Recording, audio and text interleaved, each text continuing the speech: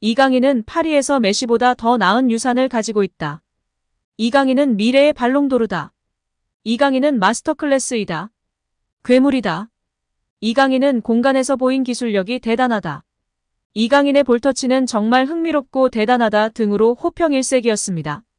드리블 성공 횟수는 메시와 비니시우스가 1, 2등이나 드리블 성공률은 67%로 이강인이 유럽 7대 리그 다 통틀어서 1위입니다. 22세의 한국 선수가 이러한 수치를 가지고 있다는 것이 무척이나 고무적인 일인데요. 공격수가 아닌 중앙 미드필더 혹은 측면 미드필더에서 이러한 수치를 기록했기 때문에 중원의 수적 우위에 도움을 줄 뿐 아니라 상대 수비진의 큰 혼란을 야기시키는 가장 큰 무기 중 하나인 셈이었습니다. 실제 마요르카의 공격 대부분이 이강인을 통해 일어났으며 센세이션을 일으킨 것입니다. 마요르카가 아닌 다른 팀이었으면 공격 포인트가 더욱 높았을 것이라는 게 많은 전문가들의 공통된 의견입니다. 특히 더 놀라운 점은 이강인은 속도를 활용하여 드리블 돌파를 성공했던 것이 아닌 바디페인팅과 턴 동작, 팬텀 드리블 등으로 드리블에 성공했기 때문에 더욱 상대 수비를 무력화시키면서 아군에게 완벽한 찬스를 줄 수 있었습니다. 시간이 지나면서 스피드가 떨어지면 자연스럽게 기량이 하락하게 되는 유형이 아닌 정말 공을 잘 안 뺏기는 드리블 스타일이었다는 것입니다. 요즘 현대 축구에서 가장 중요시 여기는 것 중 하나인 탈압박, 볼간수 1위인 것입니다. 이러니 클린스만 감독도 상대가 이강인을 막을 수 있는 방법 파울밖에 없었다라고 이야기하였고, 마요르카에서의 동료였던 무리키는 이강인과 함께 뛰었던 일이 영광스러운 일이었다고 말할 날이 반드시 올 것이라며 리스펙한 것입니다.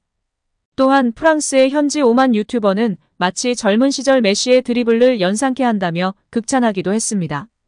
파리 생제르맹에 입단한 이후 르 아브르와의 비공식 데뷔전 이후에는 현지 팬들이 직접 메시를 이야기하며 비교하였습니다. 레퀴프, 골닷컴 등 매체에서도 환상적인 플레이였다며 극찬하였고 가장 돋보이는 선수로 이강인을 꼽았습니다. 요즘에는 가장 쓸데없는 걱정이 연예인 걱정이 아니라 이강인 주전 걱정이다 라는 신조어가 생겼습니다. 처음에는 파리 생제르맹이라는 명문 구단에 입단해서 과연 주전으로 뛸 수 있을까 했는데 파리 생제르맹에서 창의적인 선수가 없고 이강인 선수처럼 볼 간수를 잘하고 드리블이 좋은 선수가 없기 때문에 이강인 선수가 무조건 닭주전에다가 혹사를 걱정해야 할 판이라는 말이 대다수인 상황입니다.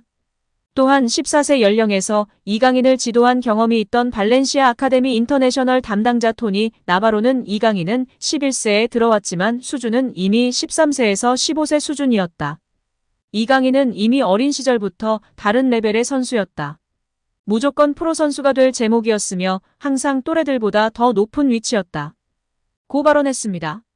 또한 전 발렌시아 유스 코치이자 현 바르셀로나 유소년 디렉터인 모촐리는 이강인이 다른 유소년 선수들과 입단 테스트를 받으러 왔을 때 엄청난 선수가 있다는 것을 알게 됐다며 어린 시절부터 눈에 띈 이강인의 남다른 재능을 극찬했습니다. 이어 그는 이강인은 정교하게 볼을 다룰 줄 알며 손보다도 정확한 발을 지녔다. 이강인의 볼을 뺏는 일은 무척 어려운데 턴 동작이 훌륭하며 볼 간수 능력도 매우 탁월하기 때문이다. 여기에 창조성도 지녔다. 그리고 무엇보다 5만여 명의 팬들이 모인 메스타야에서도 침착함을 유지하면서 맡은 일을 해낸다. 선택된 선수들만이 해낼 수 있는 능력이다라며 세계적인 선수가 될 자질을 지녔다고 강조했습니다. 나는 이강인으로부터 전 맨시티의 다비드 실바와 비슷한 모습들을 봤다. 경기 스타일, 신체 조건 등이 그렇다. 그리고 진심으로 실바의 레벨까지 도달할 수 있을 거라 믿고 있다. 그러기 위해선 지금까지 해낸 일들을 꾸준히 유지하면서 훈련과 경기에서 모든 것들을 흡수하고 배워야 한다며 꾸준히 노력한다면 실바 같은 세계적인 선수가 될 것이라고 전망했습니다. 여기에 방송인 파비앙이 라디오스타에 나와 했던 말도 팬들의 관심을 받았는데요. 파비앙은 파리 생제르맹 팬들이 좋아하는 게 뚜렷하게 있다며 팬들은 유니폼을 땀으로 적시는 선수, 팀을 위해 희생하는 선수, 예의 바른 선수, 팬서비스 잘하는 선수라고 말했습니다.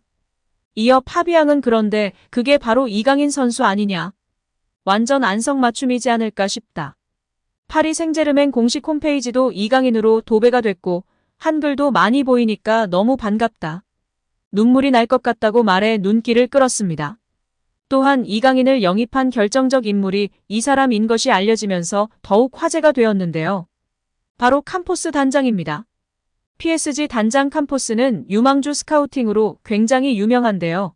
그가 점찍은 선수들은 모두 월클이 되기 때문에 그가 찍기만 하면 일단 몸값이 기하급수적으로 오르고 성공이 보장된다고 할 만큼 큰 신뢰를 얻고 있습니다. 2012년 그는 무리뉴의 부름을 받아 레알 마드리드의 스카우트 겸 전술 분석가가 되었습니다. 부임 당시 언론의 비판을 받았지만 그는 레알 마드리드에서 카르바알과 카세미로의 잠재성을 알아보고 팀에 추천했습니다. 무리뉴가 레알 마드리드를 떠난 이후 캄포스 역시 레알 마드리드를 떠났는데 그가 새로이 자리 잡게 된 팀은 당시에 구단주가 바뀌면서 재정이 넉넉해졌던 AS 모나코였습니다. AS 모나코의 기술 이사로 자리 잡게 된 캄포스는 라다멜 팔카오, 주앙 무티뉴 하메스 로드리게스 등의 선수들을 영입하는 것을 주도하며 그의 안목이 주목받기 시작하였으며 구단주가 소송으로 인해 재정적으로 다소 어려움을 겪게 되자 유망주 영입에 발을 내딛었습니다. 캄포스는 베르나르도 실바 파비뉴 토마 르마 앙토니 마샬 킬리안 음바페를 AS 모나코로 영입하며 팀의 미래를 위한 전력을 구축해내며 다시 한번 찬사를 받았습니다. 이후 AS 모나코를 떠난 그는 릴의 부름을 받아 그곳에서 단장직을 맡게 되었습니다. 릴에서 캄포스는 니콜라스 페페를 영입하였고 이후 페페가 떠난 뒤에는 빅터 오시멘을 영입하며 안목을 발휘했습니다. 열거한 선수들 모두 월클이 되었거나 월클급의 수준급 선수들이 되었습니다. 이런 여러 대박 상품을 배출해 명성을 높였습니다. 지난 2022년부터는 PSG 단장으로 활약 중인 상황입니다. PSG는 설명이 필요 없는 프랑스 최고의 클럽입니다. PSG는 2011년 카타르 왕족 자본인 카타르 스포츠 인베스트먼츠에 인수된 이후 지난 시즌까지 무려 9차례나 프랑스 1부 리그 우승을 차지했습니다. 킬리앙 음바페를 비롯해 네이마르, 지안 루이지 돈나룸마, 아치라프 하키미, 마르코 베라티 등 슈퍼스타들이 즐비합니다. 이름부터 쟁쟁한 스타들을 적극적으로 영입한 데 비해 성적이 다소 아쉽다는 평가도 나왔습니다. 대표적인 유럽 빅클럽 맨체스터 시티, 레알 마드리드, 바르셀로나처럼 유럽 챔피언스 리그의 우승컵은 들어올리지 못한 겁니다. 2019년도 시즌엔 결승까지 올랐으나 바이에른 뮌헨에 패했죠. 특히 최근 두 시즌 동안은 메시, 네이마르, 음바페로 이어지는 세계 최강의 공격 라인을 구축함에도 16강에서 조기 탈락하는 굴욕을 맛봤습니다. 자국 대회에서만 우승하는 PSG를 두고 우물 안개굴이라는 조롱이 나오기도 했죠. PSG가 이강인을 포함해 여러 선수를 대거 영입하며 전력을 보강한 것도 결국 UCL 정상을 향한 열망이 반영된 것인데요.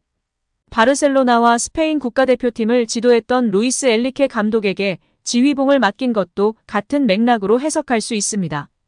2013년 이후 PSG는 토마스 투엘 감독을 제외하곤 B클럽 경험이 없는 감독들을 등용했습니다.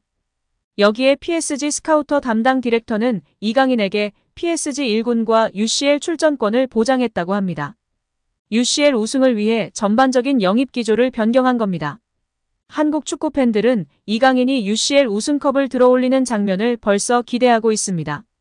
박지성 선수에 이어 두 번째로 챔피언스리그 우승 경험을 한 한국인 선수가 되길 기대하고 응원하겠습니다. 오늘 영상은 여기까지입니다. 시청해주셔서 감사드립니다. 구독과 좋아요 잊지 않으셨죠? 구독과 좋아요는 크리에이터에게 큰 힘이 됩니다. 오늘도 건강하시고 좋은 하루 보내세요. 다음에도 더 좋은 영상으로 찾아뵙겠습니다. 감사합니다.